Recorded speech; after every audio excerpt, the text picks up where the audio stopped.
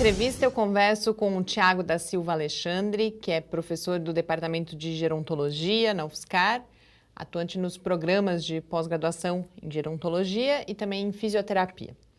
Ele é diretor científico da Associação Brasileira de Fisioterapia em Gerontologia, líder do grupo de pesquisa em epidemiologia e envelhecimento e é presidente do primeiro Congresso Paulista de Ciência e Tecnologia Aplicadas à Gerontologia, que acontece entre 16 e 18 de maio aqui na UFSCar. Thiago, muito obrigada pela sua participação, é um prazer e, além disso, uma oportunidade que a gente tem de falar sobre o Congresso e a área de gerontologia antes que ele aconteça, né? Boa noite a todos, boa noite a você em casa, é um prazer estar aqui e poder conversar um pouquinho sobre o nosso Congresso Paulista de Ciência e Tecnologia Aplicada à Gerontologia. É o primeiro congresso, ele tem esse foco no conhecimento aplicado à área de gerontologia. Queria que você começasse apresentando, então, o evento, como que surge a ideia de realizá-lo e quais são os seus objetivos. Bom, o congresso surgiu há aproximadamente uns 8 meses atrás, quando internamente no programa de pós-graduação em gerontologia nós discutimos a necessidade de ter um congresso específico voltado para a ciência e tecnologia. Por quê? Porque a gente precisa mostrar para as pessoas o que a academia vem produzindo hoje de conhecimento científico e tecnológico, que vai estar disponível para as pessoas na prática clínica daqui a 1 ano, 2 anos, porque a gente sabe que tem um certo intervalo de tempo entre o desenvolvimento do conhecimento e a chegada até a ponta dos serviços de saúde para que as pessoas pudessem fazer uso dessas tecnologias. E nós temos hoje já alguns congressos de gerontologia, mas nenhum focado na ciência e na tecnologia, ou seja, novos dispositivos para diagnóstico de doenças, novos dispositivos para tratamentos de algumas disfunções que acometem a população idosa, desenvolvimento de games interativos para tratar algumas disfunções do movimento. Então, tudo isso nos motivou a pensar, em parceria com a Associação Brasileira de Fisioterapia em Gerontologia, em criar o primeiro Congresso Paulista de Ciência e Tecnologia Aplicada à Gerontologia. O objetivo principal do nosso congresso é justamente mostrar para as pessoas o que a academia está produzindo e que estará disponível para elas usarem no tratamento dos idosos daqui a 2 ou 3 anos. Elas terem um primeiro contato com esse material técnico para se prepararem e pensarem, refletirem um pouco em como é que vão fazer uso dessas tecnologias nos seus consultórios, nas suas clínicas de reabilitação e nos serviços de saúde pública também. A gerontologia ela é uma área de conhecimento relativamente nova, relacionada aí com o envelhecimento da população, com as novas demandas que surgem. E a gente vê, então, que já há um conhecimento sendo produzido. E o Congresso tem esse objetivo específico de compartilhar esse conhecimento. Queria que você comentasse 2 aspectos dessa afirmação. Um é como o Brasil está em termos de produção de conhecimento na área. E, além disso, o quanto esse conhecimento já está chegando, já vem chegando aos serviços, à população, aos idosos, aos seus cuidadores. Eu acho que é importante, é realmente uma ciência nova, ela tem início no século passado e a gente ainda tem um desenvolvimento perto de outras áreas do conhecimento ainda pequena, né? Quando a gente pensa na gerontologia como uma área de conhecimento, ela tem uns 117 anos, 115 anos de desenvolvimento de conhecimento na área. Então a gente ainda tem muito que caminhar. O Brasil tem hoje uma população idosa em torno de 12% da população brasileira e isso vai crescer cada vez mais porque a nossa população está envelhecendo. Nós passamos por mudança de transição demográfica, ou seja, as características da população mudaram muito nos últimos anos e vão mudar numa velocidade muito grande. E por isso, os programas de pós-graduação em gerontologia hoje vêm crescendo bastante. A gente tem um número ainda pequeno, precisa crescer mais. A UFSCar é uma das universidades inovadoras nesse sentido de incentivo ao processo de conhecimento e desenvolvimento de tecnologia e ciência para a área de gerontologia, porque para que todos em casa tenham ideia, o Departamento de Gerontologia da UFSCar é o primeiro departamento de gerontologia e único departamento de gerontologia do país nas universidades federais. Então, além de nós termos o curso de gerontologia, nós temos agora há 2 anos o curso de pós-graduação em gerontologia com funções distintas. Uma, formar o aluno de graduação em gerontologia para desenvolver tecnologia, para desenvolver ciência e para implementar novas modalidades de serviços de atenção à saúde do idoso e fazer a gestão desse serviço. Outra frente é o desenvolvimento de conhecimento nos programas de pós-graduação de mestrado, nesse primeiro momento, né, para formar profissionais especificamente nutricionistas, médicos, fisioterapeutas, terapeutas ocupacionais e outras áreas do conhecimento para desenvolverem estas tecnologias. Isso ainda é recente, a gente ainda precisa avançar bastante frente a este número grande de pessoas idosas que a gente vai enfrentar daqui para frente. E não são só os idosos a partir dos 65 anos ou 60 anos. Nos Estados Unidos, na Inglaterra, nos países da América do Norte e na Europa, considera-se idoso um indivíduo com 65 anos ou mais. Aqui nós consideramos indivíduos com 60 anos ou mais idosos. Eles vêm crescendo numa fatia e velocidade rápida, mas a gente vem observando também no Brasil um crescimento muito rápido e mais intenso dos que nós chamamos de muito idosos. São aqueles idosos que têm 80 anos e mais. Eles vêm crescendo numa velocidade vertiginosa. E estas pessoas, infelizmente, elas têm uma maior chance de desenvolverem as síndromes geriátricas, de desenvolverem independência, de perderem a sua autonomia e de necessitarem de cuidados das famílias. Então, quando a gente pensa no envelhecimento, a gente não pode pensar só em saúde. A gente precisa pensar na economia do envelhecimento, a gente precisa pensar em saúde, a gente precisa pensar em previdência, a gente precisa pensar em demografia, a gente precisa pensar em tecnologia. Então, quando a gente pensa numa sociedade que precisa enfrentar o envelhecimento com uma forma mais objetiva, resolutiva e também resolutiva para esses problemas, a gente precisa olhar multidisciplinarmente o envelhecimento populacional brasileiro. E é isso que o nosso departamento faz, tanto no curso de graduação quanto no curso de pós-graduação.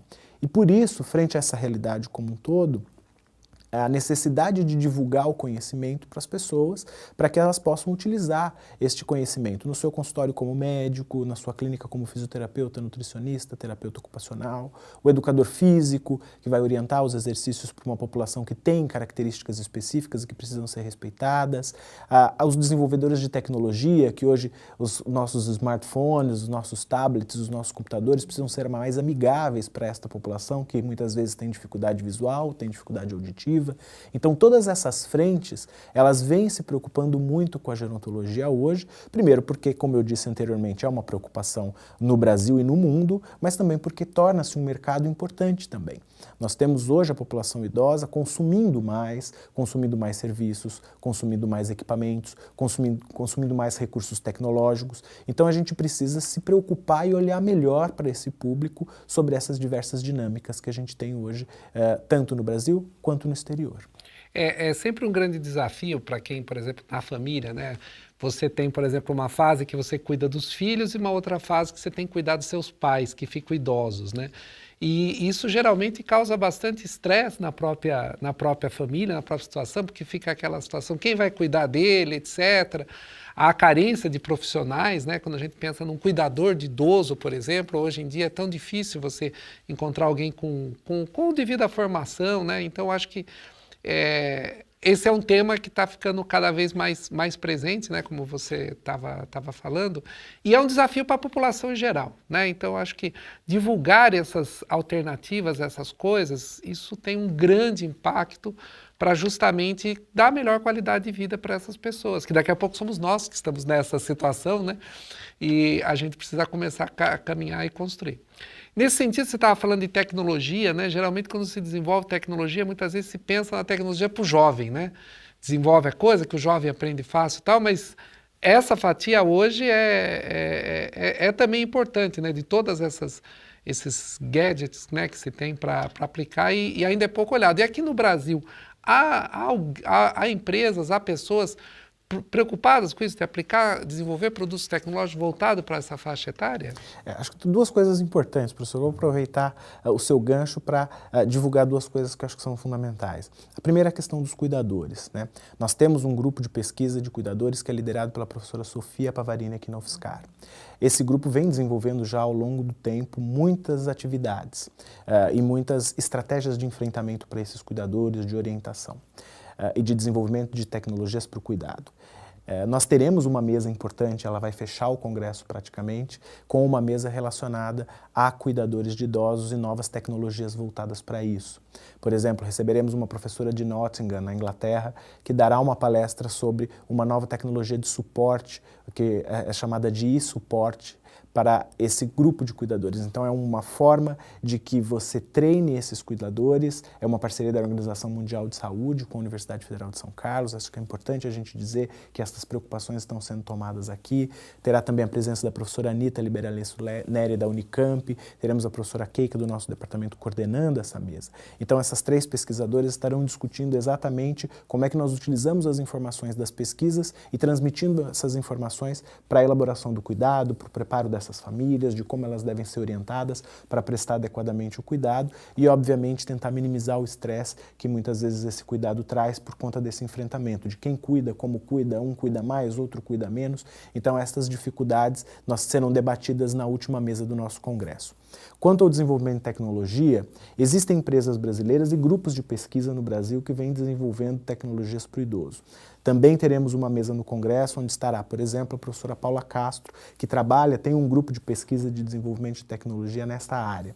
Ela vai discutir junto com professoras da USP aqui de São Carlos, que desenvolvem tecnologia, para melhorar a acessibilidade, o acesso, o uso, a usabilidade, que é o que eles chamam, para que estes indivíduos idosos consigam usar melhor estes aparelhos. Então nós também teremos uma mesa especificamente para discutir isso com a professora Graça, com a professora Renata, com a professora Paula. Então existem empresas já preocupadas com este tipo de serviço e grupos de pesquisa aqui em São Carlos e em outros lugares também preocupados com isso. Além disso, nós temos, por exemplo, uma outra mesa onde nós vamos trazer um professor Vitor, da Unifesp de Santos, e teremos também o professor Marcos Ortiz, que é o nosso professor aqui do departamento. Eles vão discutir, por exemplo, aplicativos para incentivar a vida ativa, o professor Vitor, e o professor Marcos falará um pouco sobre games interativos para treinamento de memória, diagnóstico de distúrbios da memória. Então, muitas vezes a gente não tem muitos elementos no dia a dia, nas discussões cotidianas do que está sendo desenvolvido para este tipo de situação. Né? Um outro exemplo que também teremos no Congresso, uso de dispositivos, como dispositivos de acelerometria, esses que nós temos nos nossos celulares, que verificam os movimentos do celular quando ele acende e apaga. Esses dispositivos, quando colocados na cintura, eles conseguem medir a atividade de movimento, e eles têm sido utilizados. O professor Moacir da USP, também daqui de São Carlos, discutirá como usar estes dispositivos e as informações deles para predizer o risco de quedas em idosos, que é uma coisa muito comum e muito perigosa. O indivíduo idoso, quando cai, tem mais chance de cair, de fraturar, o processo de reabilitação é mais lento. Então, a gente tem todas essas tecnologias em grupos de pesquisa e sendo desenvolvidas também dentro do mercado para que sejam disponibilizadas para a população. E a gente vai ter também, dentro dessa frente de quedas, uma outra mesa com a professora Mônica Perracini e com a professora Natália, aqui também da UFSCar, a professora Mônica Perracini da Unicid, a professora Natália aqui da UFSCar, discutindo como é que a gente trata esses idosos que caem e fraturam porque tem mais osteoporose. O que fazer, desde o diagnóstico precoce até o tratamento do pós-operatório. Então, todas estas temáticas que estão no nosso dia a dia hoje, tanto do ponto de vista clínico como do ponto de vista tecnológico, eles serão discutidos dentro do nosso congresso. Então, há uma preocupação, há mercado e as tecnologias estão sendo desenvolvidas nas mais diversas áreas. Há muitos idosos, acho que tem a grande parte que vivem sozinhos, né? E essa questão do acesso, do monitoramento, etc., é de fundamental importância isso, né? Porque hoje o que a gente tem é que a maioria dos idosos, principalmente as mulheres, elas preferem morar sozinhas se ficam viúvas, né? Os homens têm uma tendência a procurar uma outra parceira e as mulheres têm uma tendência mais a viver sozinhas. E muitas vezes elas precisam de tecnologia para continuar mantendo-se sozinhas. Porque a grande preocupação do idoso, a gente teve uma reportagem na Folha há pouco tempo atrás, dizendo que a maior preocupação deles é ficar dependente e não poder mais conseguir fazer suas coisas de forma independente. Então essa vontade de permanecer morando só e não dar trabalho para os filhos é uma preocupação da população idosa, e quanto mais tecnologia nós pudermos ter para mantermos a independência e a autonomia dessa população, melhor para elas e melhor para a nossa sociedade. Tiago, na sua fala, desde o começo aparece muito a questão da interdisciplinaridade, da multidisciplinaridade, e no próprio Congresso, a submissão de trabalhos tem aí as linhas, né, saúde social, educação, gestão e ainda outros. Eu queria que você comentasse, à luz, inclusive, dos temas que são previstos para o Congresso, de um lado, qual é, então, a especificidade da gerontologia e como ela se relaciona, você, por exemplo, falava formação de profissionais, de nutricionistas, de médicos, de enfermeiros. Então, você tem essa multiplicidade de profissionais, mas que tem que ter esse olhar que quem traz é a gerontologia. Por outro lado, você está formando gerontólogos. Então, qual é a especificidade e como essa especificidade dialoga com essas outras áreas? A gerontologia ela é a ciência que estuda o processo do envelhecimento humano em suas mais diversas óticas, psicológica, social, de saúde e outras áreas que vêm surgindo hoje ao longo da modificação do conceito, que precisa agora de um pouco mais de amplitude dada a interdisciplinaridade de áreas que nós temos. Então nós temos um profissional específico, que é o bacharel em gerontologia ou gerontólogo. Esse bacharel em gerontologia ou gerontólogo é aquele profissional que vai trabalhar nas linhas de frente das elaborações de linhas de cuidado, vai trabalhar na elaboração de novas tecnologias para atendimento da população idosa, vai trabalhar em novas frentes de desenvolvimento de novos serviços de atuação para atendimento da população idosa. O foco do nosso curso é a gestão dos serviços, né? É formar um profissional que tenha habilidades com o conhecimento que vem da área da gerontologia para que ele possa elaborar melhor, conduzir melhor um tipo de serviço focado para o idoso e para que ele consiga então monitorar e estabelecer novas formas de atender essa população idosa. Essa é uma das frentes importantes do nosso curso.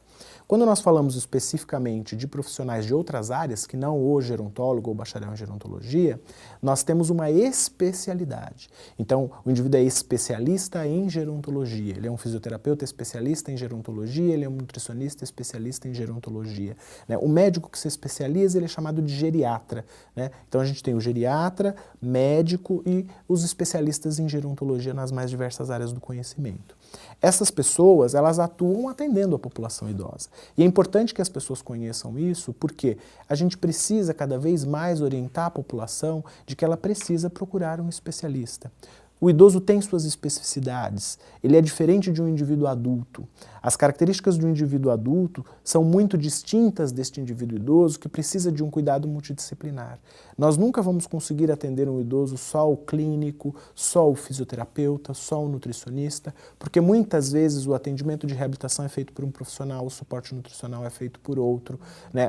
E aí você começa a ter problemas. Eu tenho um problema de engasgo, então esse problema de engasgo precisa ser tratado por uma fonoaudióloga, eu preciso de um suporte familiar, às vezes eu preciso de uma orientação quanto à interdição por conta de quadros demenciais, a assistente social dá esse suporte. Então nós precisamos sempre de uma equipe multidisciplinar trabalhando.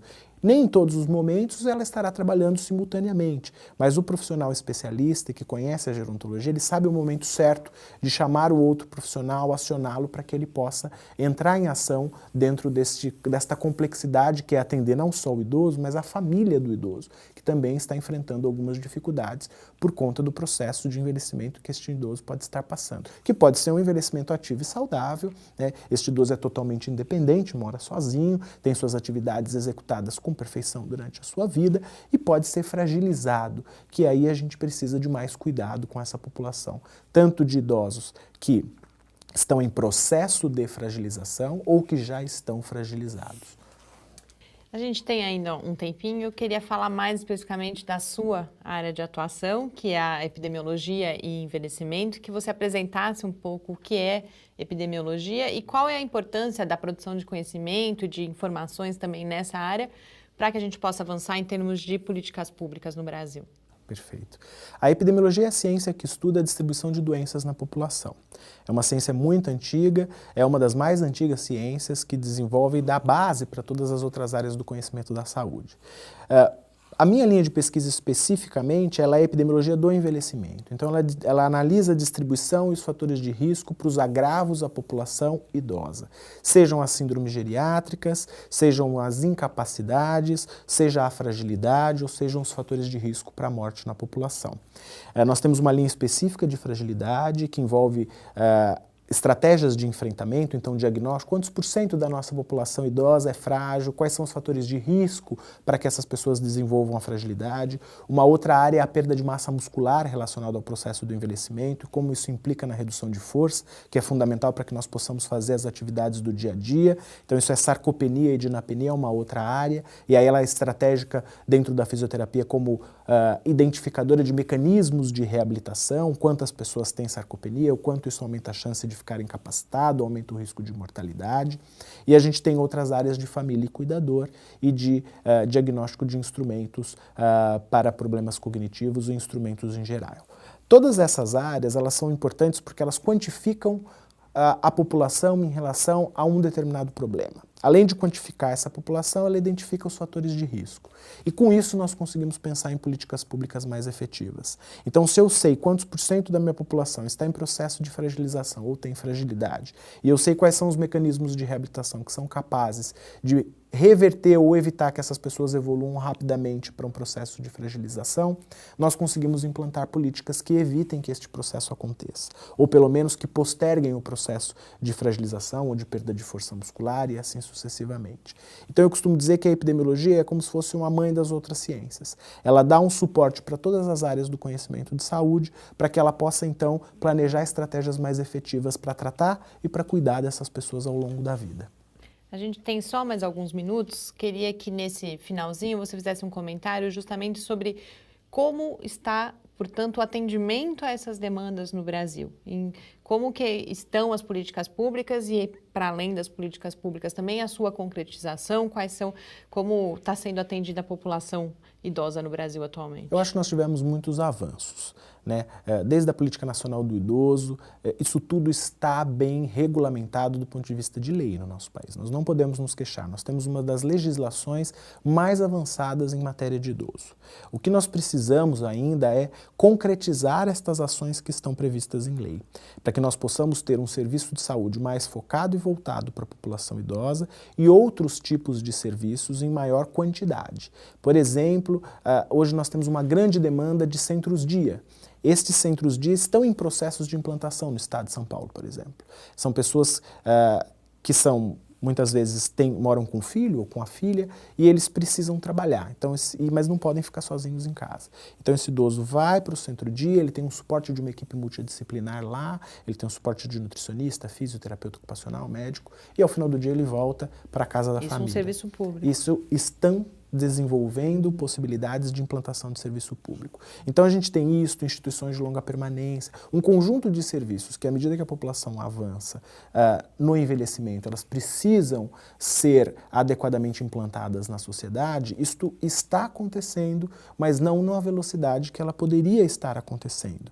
Então a lei, ela protege bastante o idoso, né? A gente tem benefícios para o idoso, mas a gente ainda precisa implementar um pouco mais, né? Respeitar o idoso no ônibus, né, a velocidade com que os ônibus caminham muitas vezes, a dificuldade de um local para sentar. Então, estas leis existem, mas elas ainda têm dificuldade de serem implementadas no nosso dia a dia. Eu acho que a gente tem um arcabouço teórico de lei bom, mas a gente ainda precisa de mais esforço político e cobrança da sociedade para que esta implementação seja realmente feita e para que a gente comece a respeitar mais os idosos da nossa família e os que estão dentro da comunidade. Professor Tiago, muito obrigada. Foi muito rica a nossa conversa aqui. Eu acho que, além da gente divulgar o congresso, a gente pode apresentar às pessoas tanto a área do conhecimento quanto essa problemática toda. Então, agradeço muito, parabenizo pelo evento e desejo desde já que seja um ótimo primeiro congresso. Eu agradeço muito a oportunidade de estar aqui conversando com todos vocês e conversando com toda a população que está aí nos vendo e gostaria de convidar a todos para estarem conosco no primeiro Congresso Paulista de Ciência e Tecnologia Aplicada à Gerontologia de 16 a 18 de maio aqui na UFSCar. Muito obrigada. Eu conversei com o Tiago da Silva Alexandre, que é professor do Departamento de Gerontologia da UFSCar e presidente do primeiro Congresso Paulista de Ciência e Tecnologia Aplicadas à Gerontologia. As inscrições para o evento, que, como o professor disse, acontecem de 16 a 18 de maio, o evento, né? Mas as inscrições ainda estão abertas, inclusive as inscrições de trabalhos, e todas as informações estão no site do evento, que é o www.ctgero.ufscar.br. Agora, esse Paideia fica por aqui. A gente volta na próxima terça-feira, às 8 horas da noite. Até lá, você pode acompanhar as outras produções do Lab no Facebook, no Twitter e também falar com a gente pelo e-mail cliqueciência@ufscar.br. Muito boa noite. Boa noite para todos. Boa noite.